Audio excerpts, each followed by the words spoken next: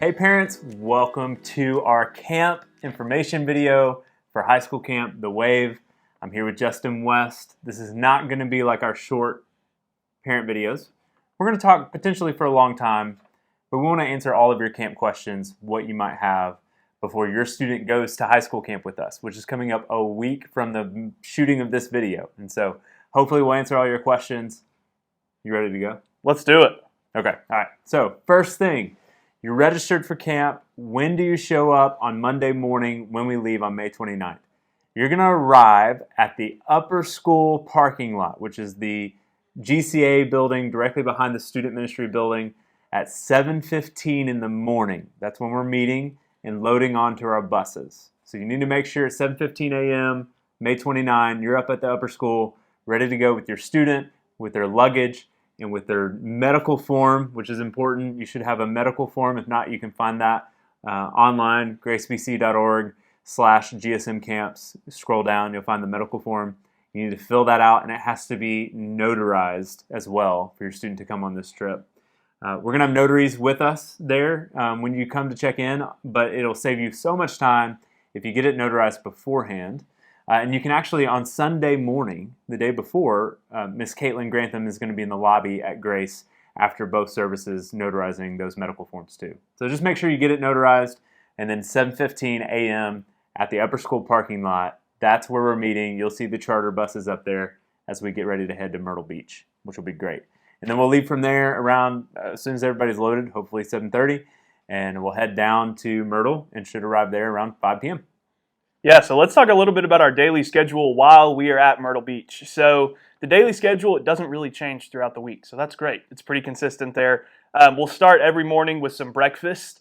We will have some personal quiet time. We'll hand out some devotions to the students that just has to do with what we're talking about throughout the week. And then we will go on into our morning sessions where often we just get a leader to share their story. We have some fun. We do skits, we do games, we do all that, and we get one of our leaders to share their stories. So that's always great.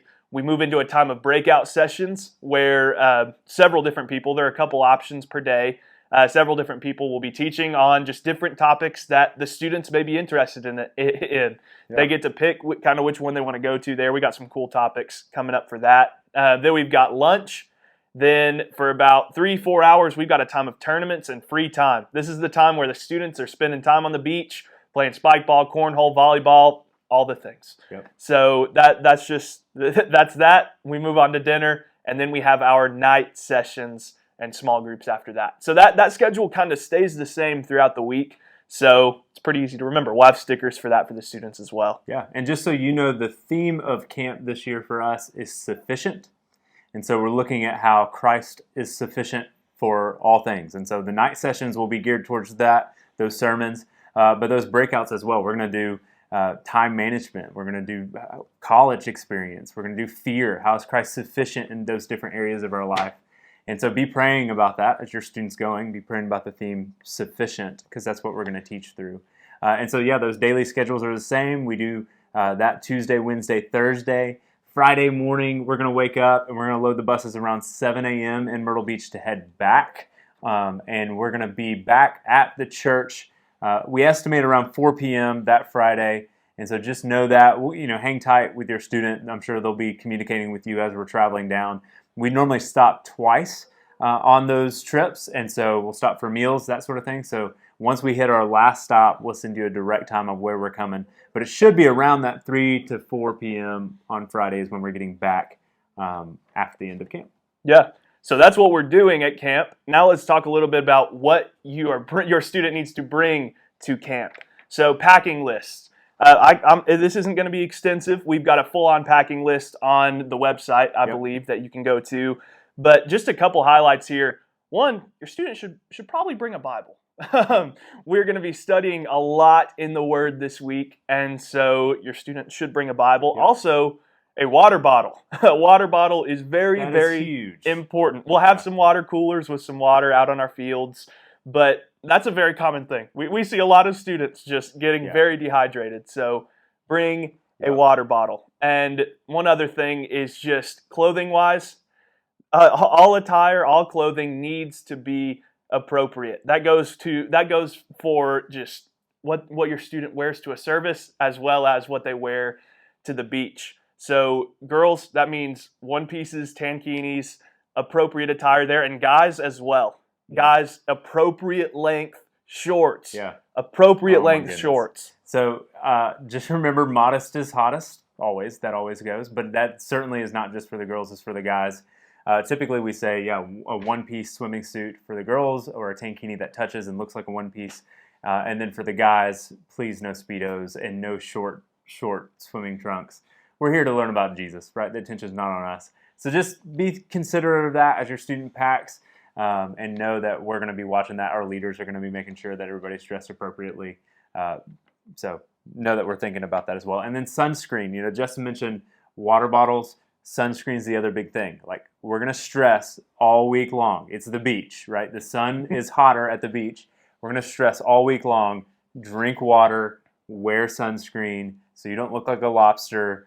And so if you could make sure that your student has that, has a water bottle, has sunscreen, we will make sure to drill into them over and over and over again. We've got a nurse coming with us who's going to be over and over again talking about water, don't get dehydrated, make sure that you're staying out of the heat and taking breaks. So make sure you pack that. And a full packing list, like Justin said, which includes, I think, a Christ-like attitude. That's something you need to throw in your bag. I think that's on the website as well. And if you have any questions about what else to bring, a big one that people ask about, though, is cell phones.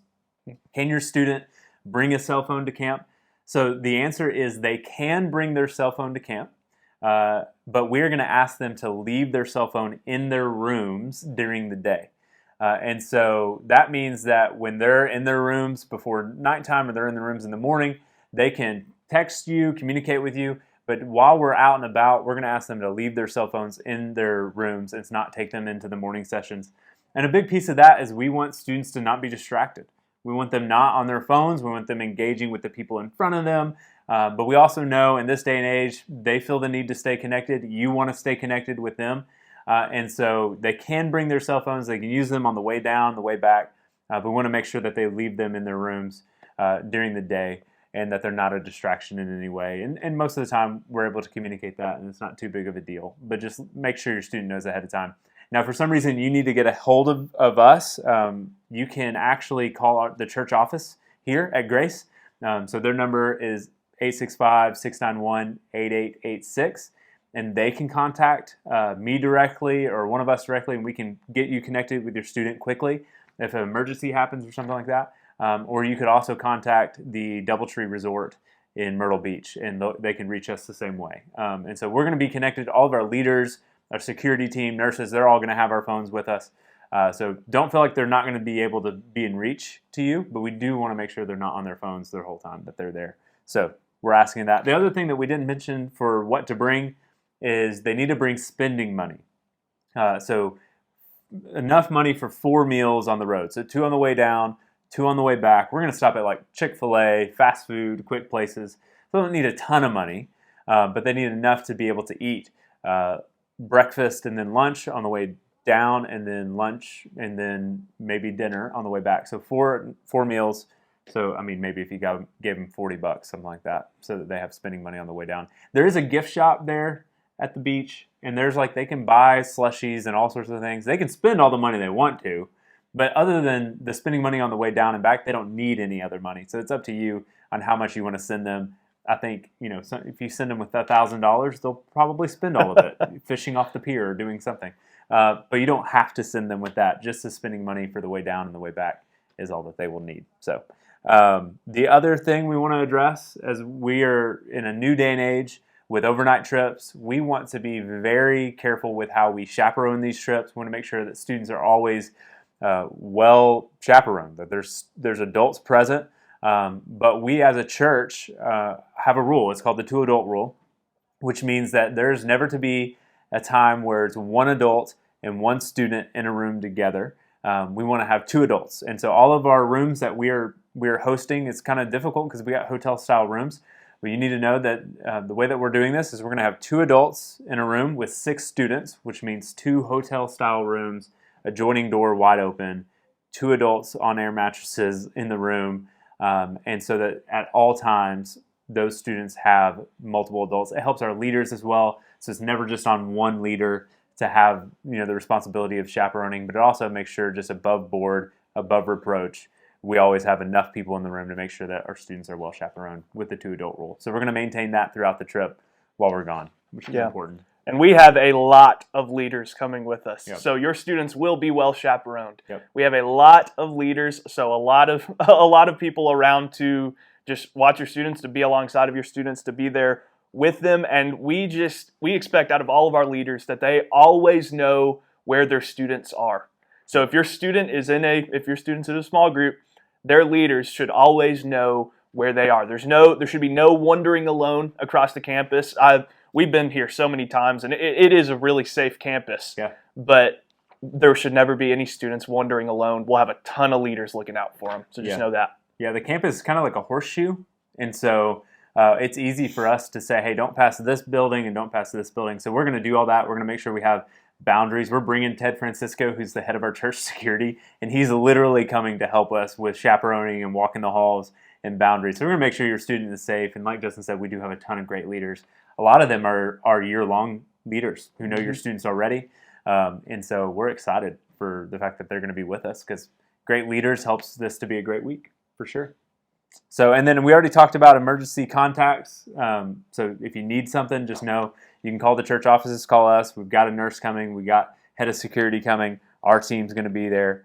One thing that we don't like to talk about on this, but is important because sometimes it happens, discipline issues. So if there was a situation that arose that a student got in trouble, they did something they shouldn't have done, if we can, we're going to address it right there. We're going to call you. We're going to let you know what happened, and we're going to try our best to continue on with the week. But if something arose where a student was it was a big deal, they took it to the next level, or there wasn't something that we could just work with them and allow them to remain at camp, we do reserve the right to send them back home to you on your dime. And so that may mean we ask you to come pick them up. It may mean that we meet you halfway somewhere, but we reserve the right, if we need to send them home. We hope that we don't have to do that. We don't want camp to be a place where students get into that kind of trouble. We want this to be a time where they can focus on the Lord and grow. But at the same time, we don't want other students to miss what God has for them because we didn't deal properly with the situation. So we're praying that doesn't happen. We got the head of security to keep that away. It's going to be a smooth sailing trip. But just know that we do reserve the right to do that if we need to. So other than that, that's a lot of stuff. So the big things, 7:15 on Monday morning in the GCA Upper School parking lot behind the student building. That's where we're meeting. Get your medical form notarized. Fill it out. Make sure it's notarized. Do that beforehand to save time. But if you can't, the morning of, we will have notaries with us. Spending money for the way down. Make sure you have that. Sunscreen, water bottles. And really just pray. Pray for your student that this would be a great week for them. We see students saved every year. We see students surrender sin, called into ministry. A lot happens at this week when we get away and just focus it on the Lord. And so that's why we do it. We're not doing it because we just want a great trip. It's a lot to coordinate if that's the case. We're doing it because we want to see God use it to impact the life of these students so that they would grow closer to Christ. And so pray for us. And if you need anything, you can reach out to the church offices. You can email us at students@gracebc.org. But know that your students are in good hands. And if you have something else that we haven't addressed, please let us know. Yeah, we're excited for this week. We're excited to see what the Lord does through it. All right. We love y'all, and we'll see you Monday morning.